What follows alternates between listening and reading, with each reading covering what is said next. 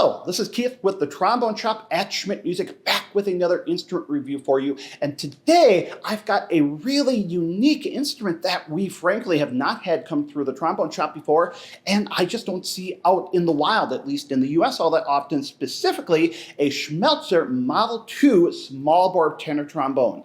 Now, certainly we've seen these instruments out there being talked about over the last 20, 30 years since Manfred Schmelzer started production of them, but they're relatively rare for us. And so when I had this unique instrument come through the shop, I knew I wanted to grab some time with it. So as always, I'm going to take a play on it, and then we'll talk about the experience afterwards. I'm going to be playing everything today on my trusty S.E. Shire's Michael Davis Plus mouthpiece.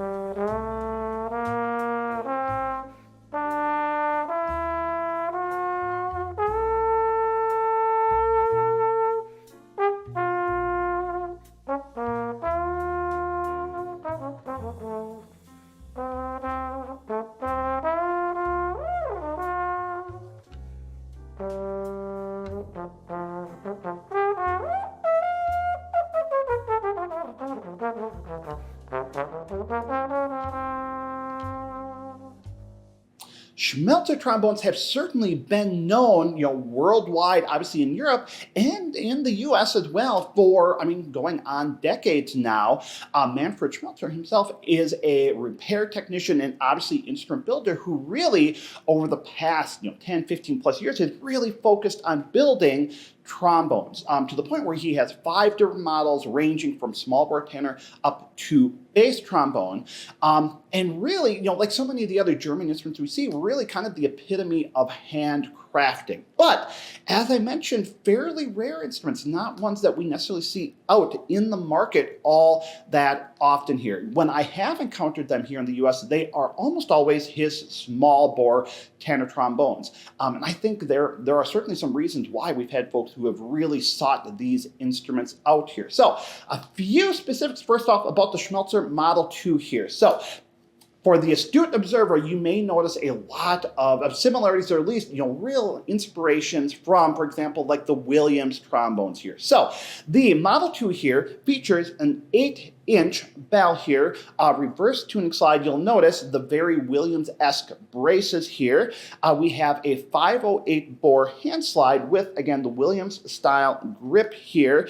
And the entire instrument is gold plated. And again, that's one of the unique things that we've seen with these is we just don't see a lot of gold plating out there, but these are gold plated. And I can tell you right off the bat, having, as you may have seen in one of my previous videos, over the past 6 months or so, having been able to spend some time with an original Los Angeles Williams trombone, be able to spend some time here, you can feel and you can hear the inspiration behind that. Overall, it has some heft to it. And this is something I talked about with the Williams instruments as well, especially of that time period in especially the 1940s going into 1950s, etc. A lot of the instruments designed were to a certain extent kind of trending towards being a little bit lighter. And that was one of the things that made the Williams relatively unique, is that they had some real density to them that gave them some unique sound, timbre, response properties. You can feel a lot of that in the Schmelzer here as well. Like I said, it's got some heft in the hands. It's a little bell heavy. I've actually had a couple folks ask about that already. It's a little bell heavy, but not more so than, frankly, most other small bore tenors we see on the market right now. But just in general, it has a little bit of heft to it. But what that provides to the experience is just this wonderful density to the sound. This is an instrument. And again, there are others with a similar kind of design. Again, the Williams I played, I think, had some of this here. Instruments like the S.C. Shire's Marshall Jilts model. Instruments that have a certain just, weight to their design. I just find naturally, especially if you have the kind of right air concept to get them to, resonate, they have just this effortless power to them. And that's one of the things I really get from this. I can hear, from my standpoint, I'm certainly getting some feedback, but I can hear how much just sound it's putting out kind of into the audience, into the world, right? It has this wonderful warmth to the sound. It's not super dark and broad, and certainly not overly soft around the outside, but it definitely is trending, the overall timbre, overtone distribution is definitely trending towards the mid-lower overtones. And I think the outside of the sound, when I play there, it has a certain, I don't know if I want to say roundness to it, but it's just ever so much kind of colored around the outside versus other small bore tenors, especially if we think about more of our King-inspired instruments that definitely have more definition around the outside. One of the things that I think makes this unique compared to some of the similar instruments that I played with this design concept is the 508 bore. So often, whether it's the Williams I played, whether it's the Marshall Jilts, etc., we see some of these instruments, they tend to be, 500 bore instruments. Even things like the Constellation with its Electro D-Bell, right? These tend to be a little bit smaller. The 508 does some interesting things where it feels like a relatively natural blow to me as a 508 player, but I'm getting some of the density of the sound. And actually, to that point, I did find myself having to approach the playing just a little bit differently. Especially, I think, in the upper register, I felt like overall, again, the response was lovely. I certainly didn't have any problem accessing, the 12th partial and frankly beyond with it, but I did find myself having to be slightly intentional with my airflow. As compared to a lighter 508 horn, I had to focus a little bit more, make sure I was giving it a little bit more support with my air, which again kind of makes sense. That might be one of the reasons why for some folks when they play these instruments, maybe they prefer the 500 bore. That little bit smaller airflow helps maybe support a little bit more of the directionality and the intention that we need with that airflow versus with the 5-weight where I have to think a little bit differently about it. But again, this was an instrument that did feel really natural to me. There are certain trombones I play where it just feels like, and hopefully you've had this experience too, where it feels like it fits you, right? It feels like you just have to think a little bit less about playing the instrument and thus hopefully be able to think a little bit more about the music. This is one of those instruments for me where, again, the sound concept I think really matched with kind of how I try to think about things, especially if we're talking about more of a small group jazz kind of situation. When I push this horn, my goodness, I mean, it definitely lights up. I mean, it doesn't get super edgy and vibrant, but it certainly lights up. And I think, for a player who's looking for an instrument in outdoor settings, live settings, especially if you're not doing, say, as much mic work, or if you prefer a little bit more of an acoustic experience, if you've got the power, boy, this is going to carry a country mile. I mean, it's got some real power behind it. But I think, again, in the small group settings, for me, I like just that balanced plushness with the sound without getting too soft and diffuse, right? So it's great. Again, being able to experience this in person, I understand why these instruments have been so highly sought after. Aesthetically, it's gorgeous. It's got this wonderful, engraving on there. And again, it feels hand built in a really, really wonderful way here, and hopefully we'll continue to see them for a while. We've certainly heard some rumors about Manfred Schmelzer retiring at some point.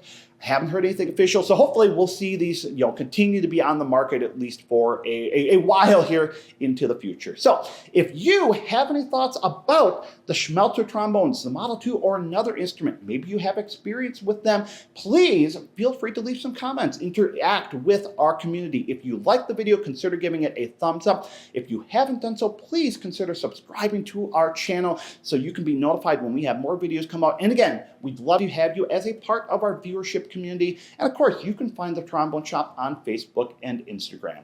As always, thanks for watching.